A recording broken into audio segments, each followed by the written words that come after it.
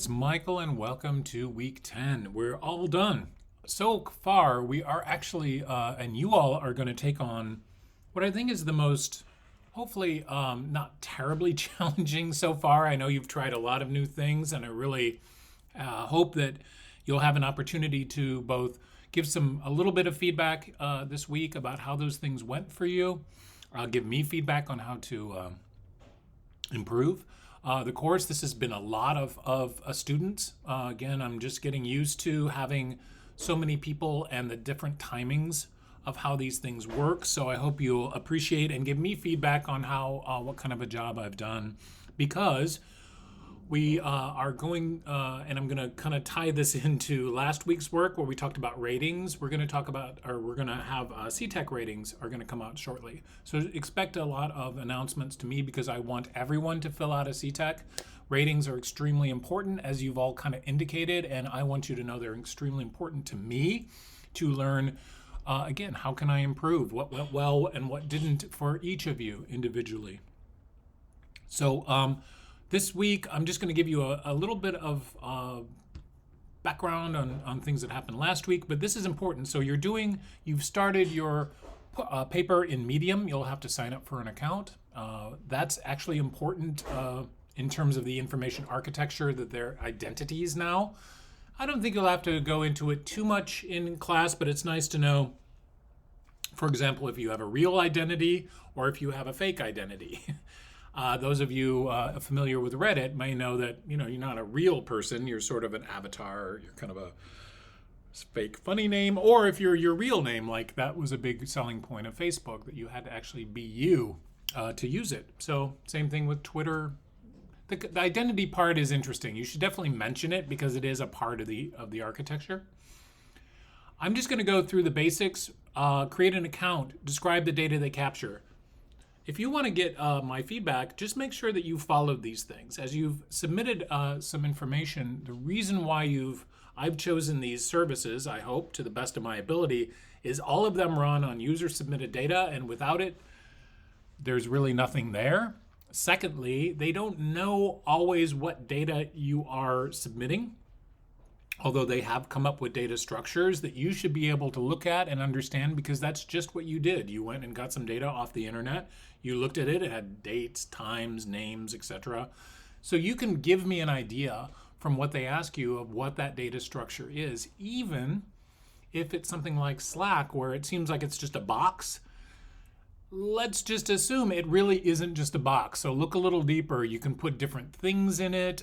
It'll actually change depending on the kind of content you want. So when you talk about the data, that's just a very dry, here it is. Here's what I have submitted. And then you're going to start to get into all the organizational techniques, taxonomies, displays. How did they show to give your content some context? Did they use navigation, filters, etc., so that you could find your content? Because that's a really fun thing, to submit content, then kind of leave and come out as a different person and see if you can find your content. Because what they want to do, hopefully, is encourage you to submit content, right? That you're going to actually get something out of contributing to their service. And the structures of these contents shouldn't be super mysterious. That's why you're going to use your newfound powers in information architecture to see them and describe them. And then you can talk a little bit about flows, so the things that we did in class, like, is there a way that you go through the navigation of the site so you can find things, that you can stay engaged with the content that's being presented to you, etc. So key user flows, everything basically that you practiced. You are welcome to build flows, use screenshots or wireframes if you need to illustrate something. All of that is great. And then lastly, you can talk a little bit about, well, how have they made it a little bit different? I think everybody at this point, some of these are a little bit older now, but they've always been trying to improve. And how will they improve? And of course, why contribute in the first place? What did you get out of it? Something like that, if you're doing Wikipedia, may not be obvious. If you did a Wikipedia article, you'll probably not even be able to be found, but you might be able to extrapolate why, say, contributing to an existing article could be important to you if you have knowledge, for example, that you wanted to share. again, you can talk about motivations toward the end because this is the last part of the pyramid, wisdom. And wisdom is pretty tough. Let me just get there really quick. See, we're all the way, we went super quick from metadata to wisdom. And at the moment, I'd say that wisdom is still the biggest challenge, which is, can an algorithm using just databases determine some sort of action that you should take and tell you that action, and then you would do it? That's pretty intense. I don't know I mean, that's certainly much different than looking for a weed whacker to buy and looking for the best price and the best reviews. You know, that's still, most of that's in your hand. Wisdom would be, this is the weed whacker to buy, and you would say buy. One current news item, if you guys have heard, is Amazon Alexa. They're not getting what they wanted out of it, which is to tell people to buy things. Apparently that isn't working out as well as it just being a timer or a clock radio. So they're stepping it up to say, hey, yeah, we invented all this technology so we could sell more stuff. And it's pretty challenging because people just don't want to do this. And yeah, it's going to be kind of cool. So let me give you a little bit of what happened last week. A lot of great shares about sites you trust. I think trust is a very big issue in all of us who work within the digital space, because if you don't have that trust of the platform, if you don't have that trust in contributing, if you don't feel like this is a good idea, because there's plenty of places where you can be scammed nowadays, etc. Trust is very critical. One thing I did want to get on about ratings, I hope this was helpful. I think it's fascinating because I'm a huge fan of 3-star scales, because I think it's the most human. People tend to not know that this scale, for example, this is the Michelin stars. If you get 1 star, you are better than almost every restaurant on earth. 2 and 3 are just like out of this world. You know, like you should get on a plane to go and eat at this place. So that's a very different rating system than Yelp, which 5 stars tends to be, and I'm just being a little unkind, tends to be lots of food that's pretty tasty for not much money. That's usually a 5-star Yelp review. So, you know, it's the world of wine. And if you ever have been in the world of wine, you kind of wonder what all these ratings are all about. Anyway, it's pretty cool how relative it is, but they don't explain their rating system to you. That's what's interesting about ratings. They don't give you the context. So it looks as though everybody's picked one. As I said, if you're finding anything, you really should get started and get some feedback. I hope that it's clear to you, because over here you were talking about your core data. I thought I got to everyone. Just remember that core data is just like McManus's idea of the shipping container. Like, here's the basic container for the data, and then everything else is layers upon layers on top of it, just like in the class. So that's where you should start your paper. I just gave you that outline. If you don't know what the core data is, please message me, or if I somehow didn't get you feedback, let me know.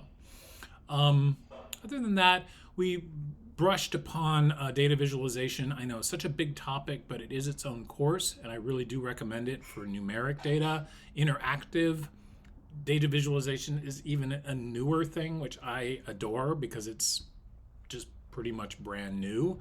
A lot of really cool stuff happening. So what do we do in week 10? How do we understand what wisdom is all about? Well, one thing we do is we talk a little bit about courses of action.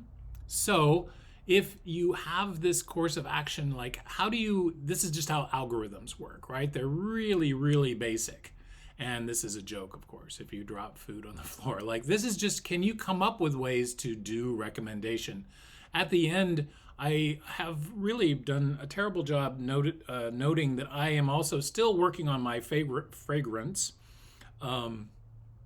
world. I think there was a couple of examples every week of things that I found how to organize my fragrance data to make it easier. Lastly, this fragrance wheel is pretty neat because it's talking more about the effects of fragrance, and it's pretty fun. So you can just take a look at this as an example of, I am also trying to understand how to organize things.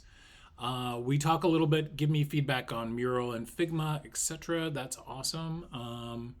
And you're going to share a link if you are sharing. So, for example, if you want to share your outline, or if you want to get to, what your headers are, remember those. There's a lot of structural things you're going to find in Medium that is, if you're actually identifying Medium. Medium also is on purpose in this class because you'll start to see it is applying those structural techniques we learned in HTML to great effect. Love the way Medium is set up. And I believe there's some work here that I can check out. Cool. Someone's got an early start. I think it's, who is it? Let's see. Christy. Yeah, Christy, I got some stuff. Good job, Christy. You're getting in there bright and early to get feedback. If you'd like one-on-one feedback, just email me. We'll set up time to chat. If you want to just share in progress, that's what I kind of like, and then I have something to look at. Any way you want to do it. There are many of you, so remember, it's going to get harder as the time goes by. That's all. I'm going to have more bandwidth earlier, and I'm going to have less bandwidth toward the end when we start to wrap things up. And I will announce closer to that time and date. We'll see if we might go a little over. I realize it's the Thanksgiving. Happy Thanksgiving, everybody. So as we get into when the course actually has to end, the day the due papers are due, I will make sure that that's communicated, but I will say the class starts today. So please go ahead and start to put your link in here. Anything you change in Medium, I will go into Medium and I will make comments. So it's almost the same as Figma. I don't know if anyone realized, but that's pretty cool use of metadata that I can just go into your work and talk about it. That's a very big part of this course, right, is how do you manage context? So if you start to see those things, I hope you start to appreciate just how powerful they are. And I've really enjoyed introducing this topic to you all, and I hope that my methods and such make sense. You're kind of at the end, so you should hopefully see that it all is meant to build upon each other. There's still secrets to be determined. I believe one secret that might be mentioned, actually it's in the module, is the book, The Portable Dragon, which most of you might not have gotten because I said it's optional. The neat thing about the Portable Dragon is the I Ching, I think it's a little more than 2,000 or 3,000 years old. It's quite old. Is everything a person could do. That's the idea. And that's divided into 5 subsections. So there's 64 different options that a person or human can do based on a situation. So this is unlike horoscopes, where it's just what you are at base. This is what can you actually do. So they did 64 things. Each of those has 5 subsections.